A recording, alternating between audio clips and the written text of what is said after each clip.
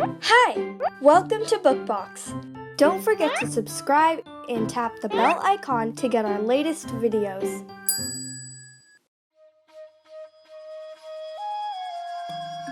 Шепчущие пальмы. Дипа Гангвани и Тина Суханек. Мори. Так звали маленькую девочку с большими карими глазами, которая жила со своими родителями в прекрасной кокосовой роще на берегу небольшого голубого озера. Каждое утро, когда она спускалась к озеру, она несла на голове большую пустую корзину.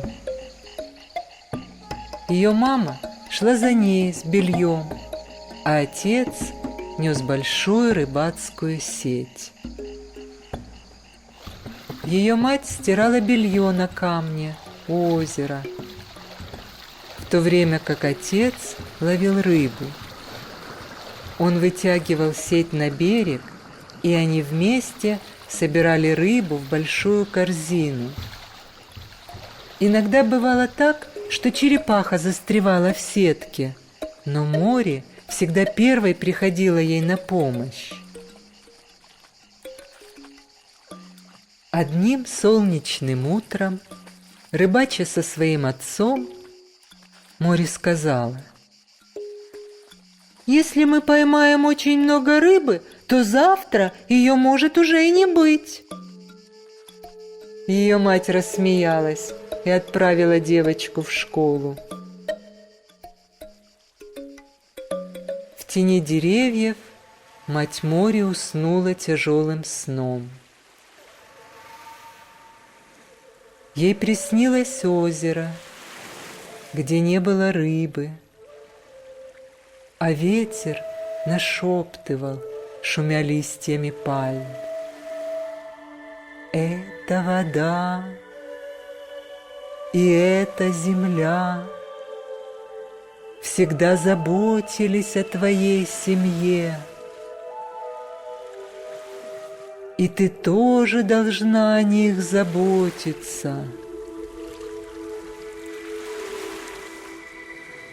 Она проснулась со слезами на глазах, потому что не знала, как вырастить маленькую море, не продавая достаточно рыбы. Весь день она молча сидела, плетя пальмовые циновки, и думала о своем сне. Ночью море слышала, как ее родители перешептывались, и фитиль лампы горел всю ночь. На утро ее отец дал ей корзину поменьше. «Как же мы поместим всю рыбу в эту маленькую корзину?» — спросила море. «Мы возьмем лишь столько рыбы, сколько поместится в эту корзину», — ответил он. Море очень удивилась его ответу.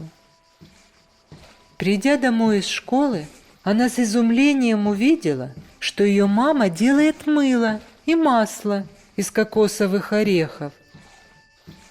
Море быстро взобралась на дерево, чтобы достать побольше кокосов.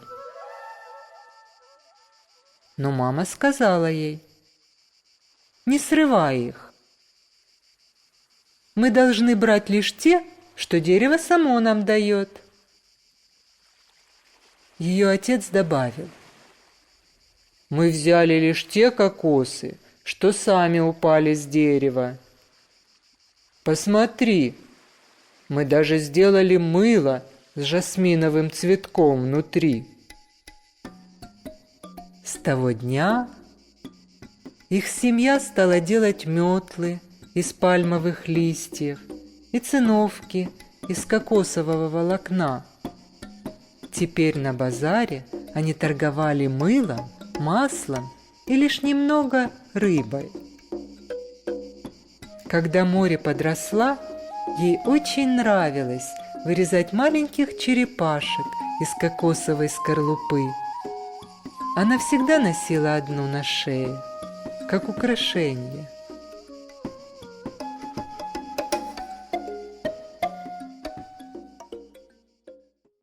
Hey there! Don't forget to like and share this video. Also, please leave your comments below.